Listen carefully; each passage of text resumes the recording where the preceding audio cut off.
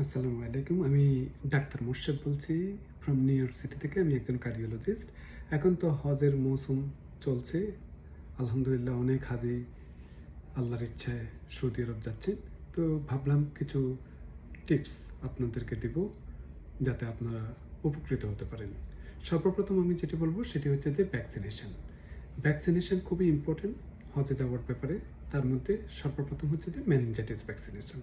এটি হচ্ছে যে ACWY ভ্যাকসিনেশন। দুই ধরনের মেনিনজাইটিস ভ্যাকসিনেশন আছে। একটা হচ্ছে যে কনজুগেটেড ভ্যাকসিন আর একটা হচ্ছে যে পলিস্যাকারাইড ভ্যাকসিন।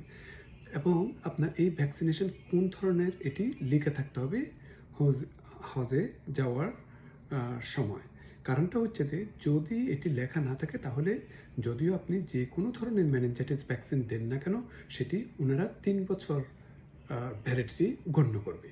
আচ্ছা, আর আরেকটা পয়েন্ট হচ্ছে যে যদি আপনি কনজুগেটেড ভ্যাকসিন নিয়ে থাকেন তাহলে সেটি আপনার ভ্যালিডিটি থাকে 5 ইয়ার্স এবং সেটি আপনাকে 10 দিনের মধ্যে নিতে হবে অ্যারাইভেলের আগে। আর যদি আপনি পলিস্যাকারাইড মেনিনজাইটিস ACWY ভ্যাকসিন নিয়ে থাকেন তাহলে সেটির ভ্যালিডিটি থেকে 3 বছর এবং সেটি আপনাকে কোনো অবস্থাতে যেটি বলেছি 3 বছরের উপরে হওয়া যাবে না এবং এটি আপনার 10 দিনের কমে হওয়া যাবে না। 10 দিনের আগে, 10 দিন পরে আপনাকে এন্ট্রি করতে হবে। এই গেল। এছাড়া আপনার আরও টাইফয়েড ভ্যাকসিন নিতে পারেন ওয়াটার কন্টামিনেশনের জন্য, যাতে প্রিভেন্ট করতে পারেন সেটি।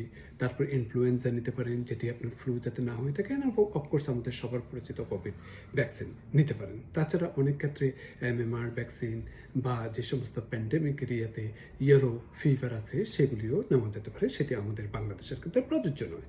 তারপর এরপরে আমি যেটি বলবো, সবসময় আপনারা হ্যান্ড ওয়াশ করবেন। যখনই খাওয়ার আগে, খাওয়ার পরে যে কোনো বিভিন্ন ধরনের সার্ভিস যখন ধরবেন সবসময় হ্যান্ড ওয়াশ করতে ভুলবেন না, কারণ এটি আপনার অনেক জার্মসকে আপনার প্রিভেন্ট করতে পারে। এরপরে যখন স্নেজিং আসে, কফিং হয়, তখন আপনারা ডিসপোজেবল টিস্যু ব্যবহার করবেন। ডিসপোজেবল টিস্যু যদি না থাকে তাহলে এলবো ব্যবহার করবেন এবং অনেক সময় আপনি মাস্কও ব্যবহার করতে পারেন, যেটি সবচেয়ে বেস্ট। এবং যতদূর সম্ভব আপনি বিভিন্ন ধরনের ক্লোজ কন্ট্যাক্ট এটি থেকে অ্যাভয়েড করবেন। তারপর ফুড সেফটির ব্যাপারে অবশ্যই খেয়াল রাখবেন যে কী ধরনের খাবার খাচ্ছেন এবং খাবারটা ব্যালেন্স ডায়েট হচ্ছে কিনা, যাতে আপনি মিনারেলস, প্রোটিন এগুলি পাচ্ছেন কিনা। ফ্রুটস খাবেন, প্রসেস ফুড থেকে দূরে রাখবেন। যখনই আপনি যাবেন কোনো সময় আপনি ড্রাইড ফ্রুটস, তারপর নাটস এগুলো নিতে পারেন একটু এনার্জির জন্য। তারপর হচ্ছে যে বিভিন্ন ধরনের ফুডস যেগুলি আপনার ভেজিটেবল জাতীয় বা সালাদ বার এগুলির দিকে একটু খেয়াল রাখবেন যাতে এগুলো কন্টামিনেশন খুব ইজিলি হয়ে থাকে। তারপর যেগুলি আপনি দেখতে পছন্দ না সেগুলি খাওয়া থেকে দূরে রাখবেন। হাইড্রেশন খুবই ইম্পর্টেন্ট। হাইড্রেশন আপনাকে 2 থেকে 3 লিটার ওয়াটার কিন্তু ড্রিঙ্ক করতে হবে। তবে যাদের ইউরিনের প্রবলেম আছে, যাদের কনজেস্টিভ হার্ট ফেলিয়ার আছে, তাদের চেষ্টা করবেন খুবই অল্প, যাতে মাউথটা যাতে আপনার একটু শুষ্কতা থেকে দূর হয়ে থাকে সেরকমভাবে আপনারা নেবেন। আবার যাদের আপনার ইউরিনের প্রবলেম আছে তারা যাতে বেশি ওয়াটার যাতে না খেয়ে থাকেন সেদিকেও খেয়াল রাখবেন।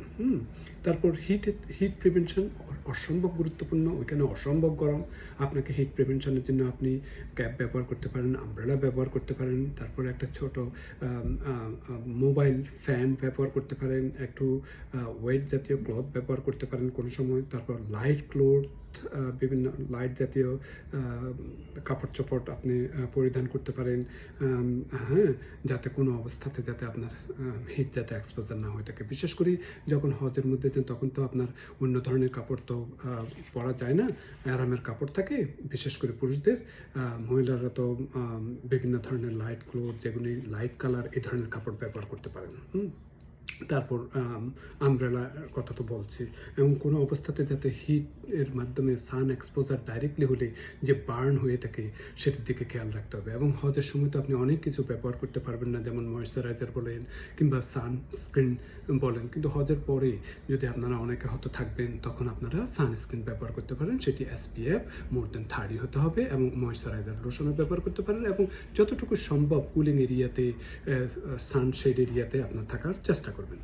যাদের ক্রনিক মেডিকেল কন্ডিশন আছে, বিশেষ করে ডায়াবেটিস, অনেক হাঁটাহাঁটি হবে, সেই ক্ষেত্রে আপনারা আপনাদের যদি ইনসুলিন নেওয়া থাকে, ডায়াবেটিস মেডিসিন থাকে, তাহলে একটু কমিয়ে দিবেন, কারণ আপনাদের এত অনেক হাঁটাহাঁটির জন্য আপনাদের এই ব্লাড গ্লুকোজ এমনিতেই নর্মাল হওয়ার সম্ভাবনা আছে। তারপর যাদের পা ফুলে যায় তাদের কম্প্রেশন স্টকিং ব্যবহার করতে পারেন। তারপর যখন বসে থাকবেন তখন ল্যাগ এলিভেশন করবেন, পাকে উপরে তুলে রাখবেন, পাকে উপরের দিকে রাখবেন, তাতে আপনার কিছুটা কমফোর্ট ফিল হবে।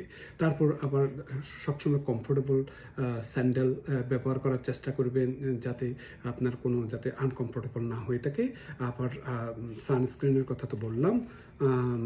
ওকে, এবং আরেকটা জিনিস বলবো, ব্যালেন্স ডায়েট। ব্যালেন্স ডায়েটের ব্যাপারে আপনারা কমপ্লেক্স কার্বোহাইড্রেট নেবেন, যেমন আপনার হচ্ছে যে ব্রাউন রাইস বা ব্রাউন রুটি, এই ধরনের জাতীয়, হ্যাঁ, যেগুলিতে আপনার সহজে সুগারের স্পাইক যাতে না হয়ে থাকে, যেগুলি আপনাকে এনার্জি অনেকক্ষণ দিবে।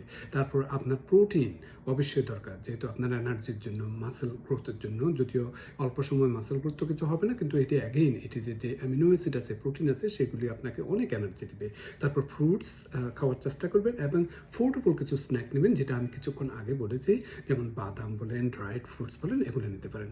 এবং খাওয়ার সময় সবসময় অল্প অল্প করে খাবেন, অল্প বেশি করে খেয়ে যাতে ওভার ইন্ডালজ যাতে না হয়ে থাকে সেদিকে খেয়াল রাখবেন। অল্প খাবেন কিন্তু ফ্রিকুয়েন্টলি খাবেন। মোটামুটি আমার মনে হয় এতটুকুই। আর বিশেষ করে যদি সানের যদি হিটের কারণে যদি আপনার যদি অসম্ভব ঘামিয়ে যান, তাহলে আপনি শেডের এলাকাতে যাবেন, একটু পানি স্প্রে করবেন, কুলিং এরিয়াতে যাবেন, হ্যাঁ, এটি করবেন। আর যদি আপনার যদি ডিজিনেস ফিল হয়ে থাকে, কিংবা ঘাম না দিয়ে যদি আপনার ডিজিনেস হয়ে থাকে, লস অফ কনসাসটেন্স হয়ে থাকে, অবশ্যই আপনারা আপনাদের মেডিকেল প্রোভাইডার যেখানে আছে ওইখানে যারা আছেন তাদের সাথে যোগাযোগ করবেন। আল্লাহ আপনাদের হজ কবুল করুক এবং আমার জন্য দোয়া করবেন, সবার জন্য দোয়া করবেন। আসসালামু আলাইকুম।